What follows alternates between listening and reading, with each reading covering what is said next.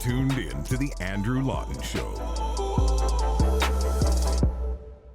I want to move on to another healthcare adjacent piece. We have, you may recall in Canada, you may have forgotten by now, actually, there was that big scandal a couple of years back when you had these two scientists affiliated with the Chinese military that were working at Canada's level 4 lab, the National Microbiology Lab in Winnipeg. They were fired, police escorted them out, and the government was then so transparent about all of the, I think they actually tried to cover it up and fought their own Speaker of the House in court to prevent any information coming out. Does that sounds more right?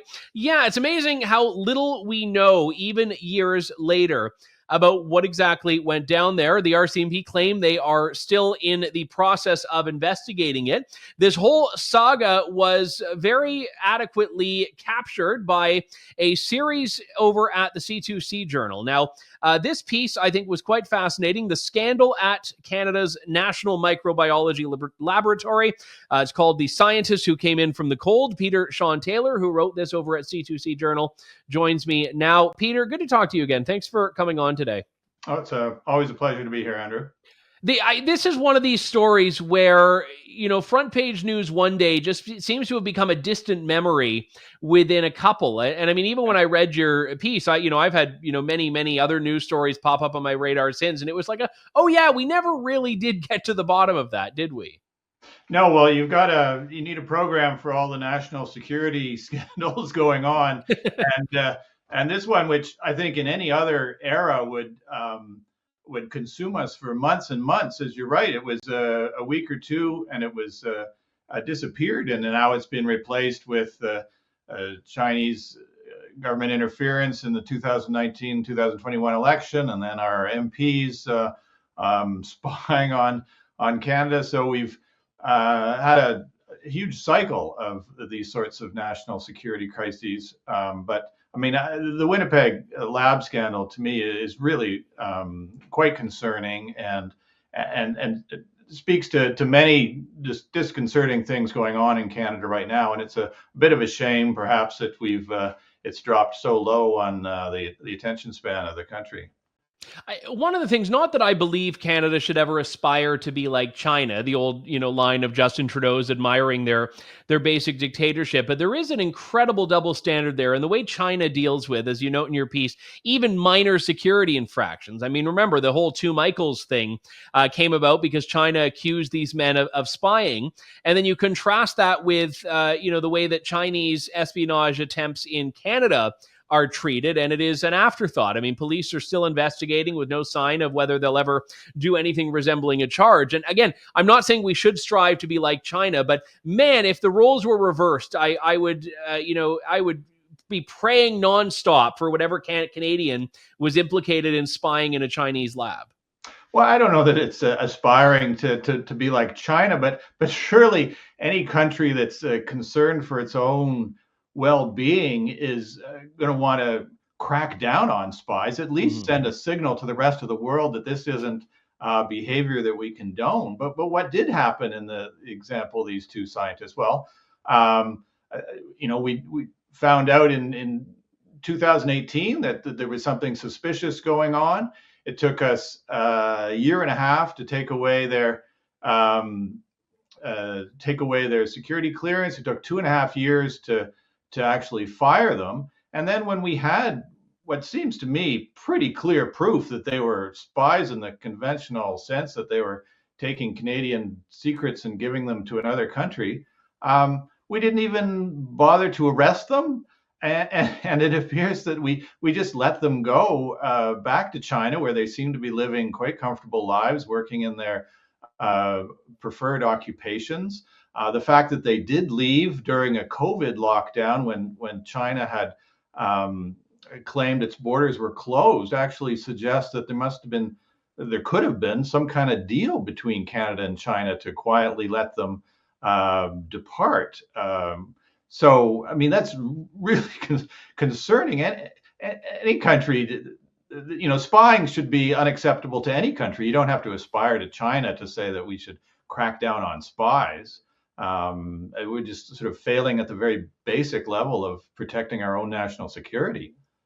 Well, and one thing we've seen in the past, and I'd say the government has become reluctantly harsher on China in the last couple of years, probably post Two Michaels, but going back as early as basically the beginning of the Trudeau government, there so much was overlooked because the government just wanted to get this trade deal with China. And China was, not won over by this. China exploited this as they do every other vulnerability in the world. Absolutely, and I think you could argue that deference is still ongoing today. When you look at the foreign interference inquiry, that is it deliberate or is it inadvertent? It just briefings, the CSIS briefings seem to be just routinely ignored within the bureaucracy and the Liberal government because they don't put very much interest in it. So whether that's deferring to Chinese interests or it's simply dropping the ball, it's unclear. But there is no real attention in Canada to take national security issues seriously, and that's what really comes through strongly in this Winnipeg lab scandal. I spoke to Sam Cooper, formerly of Global News, now with the Bureau, about foreign interference last week. And one of the points he raised is that we just don't have the legal mechanisms available to do what we need to do to protect Canada from foreign interference. Now, that's looking at it in an election context, in a democracy context. But if we apply that same thesis here, do we have here a breakdown of the system, or do we have a system that is just not built to deal with this? Well, I mean, the easiest way to answer that question is look what they do in the U.S. And ask your counterfactual, not what China would have done if they had discovered this breach at their highest security biohazard laboratory, but ask what would have happened in the U.S. if it had been discovered that a couple of Chinese researchers were sending secrets back to China. They would have been arrested. There would have been DOJ and FBI news releases. There would have been all sorts of attention paid. It would have properly been treated as a scandal. There's a long list of, one of the background issues in this was whether the two scientists were participants in what's called the 1,000 Talents program in China, where Western researchers are paid quite handsomely to transfer knowledge they gain back to China by whatever means. It's a thinly veiled form of industrial espionage. The FBI has a very active campaign cracking down on anyone. And the former head of Harvard's chemistry department was recently, last year, was sentenced for participating in a talents program. So during the Trump era, they canceled the visas of 1,000 Chinese researchers who had connections back to Chinese military institutions, which was again the case in the Winnipeg scandal here. So you look at our closest neighbor, and they don't have any time for this kind of business. They deal with it very harshly, and I think that's the example we should be following. There's no question that the Americans wouldn't stand for this at all.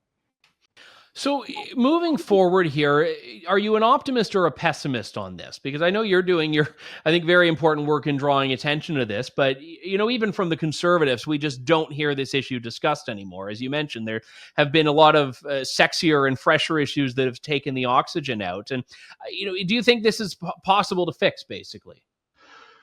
I like to think of myself as an optimist in general.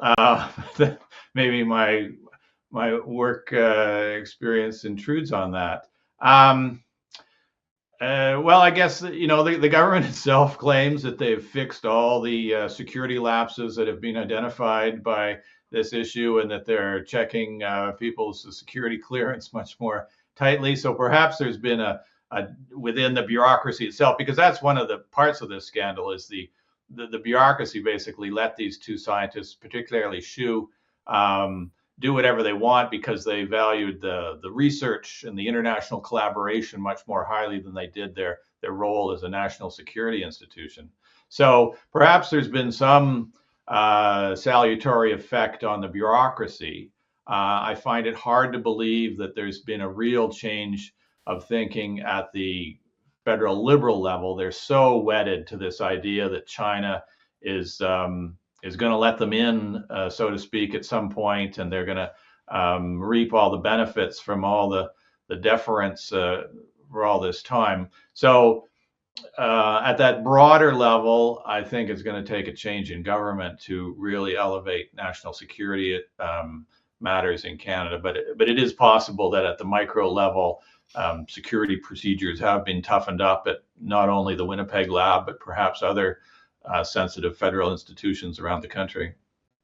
Yeah, and I think people need to understand, at the very least, the institutional vulnerabilities that do exist to China. I mean, academia is a tremendous example of this. The number of these so-called research partnerships that have put Chinese researchers, and again, state-affiliated, military-affiliated researchers on key projects here. And I noted that when the foreign registry was floated in politics, you had universities in Canada last week saying, "Ooh, well, we think this might jeopardize our research partnerships." And you're like, exactly, that's the point of it. Mm-hmm. Yes, I mean, it's certainly not just government. It's private sector, it's universities. Mm-hmm. I mean, Xu and Cheng were also jointly appointed at the University of Manitoba. Interestingly enough, though, University cut ties with them almost immediately after these revelations were made. And they were escorted off the lab property, whereas it, as we discussed, it took 2.5 years to actually fire them from the federal government. So yeah, it's not just the federal government. It's all over Canada. I mean, it's all over all Western nations. There was a study out of Australia about the level of Chinese collaboration with universities, and Canada ranked third in total after the US and the UK. So we are certainly an object of interest from China at the university level. And yeah, as you say, there's all sorts of things, not just access to Ebola virus, but all sorts of sensitive and cutting edge technology that may be vulnerable. It is a fascinating read. It's a lengthy read, but I think a very important one in C2C Journal over different parts there. That's how much content you had to work with here. And I feel you probably still could have gone on and turned this into a book as well.